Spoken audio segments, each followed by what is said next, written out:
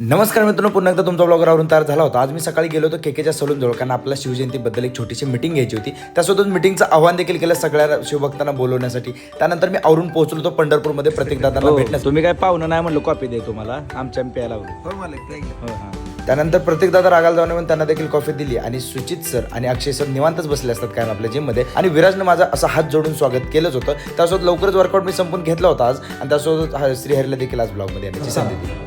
चला होय होय, चला सर, येऊ का सर येऊ का नक्की ना. चला सर चला. त्यानंतर मला आपला नोन्याभाऊ तर भेटलाच. त्यासोबत मलाच माहित नव्हतं प्रज्वल का त्याचं तोंड लपवतात. चांगलं नाही म्हणून लपवत असेल बहुतेक, असू द्या चालायचं. त्यानंतर मी पोहोचलो होतो आपल्या शूटसाठी आसरा हॉटेलवरती. आणि त्यासोबतच काळा नाही गोराच आदित्य पाटील मला भेटला तिथं. त्यासोबतच या भावानं रिव्ह्यू देखील एक नंबर दिला होता.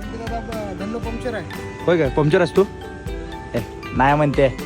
आणि आजचा आपला हा व्लॉग धनसोबत गप्पा मारत संपला.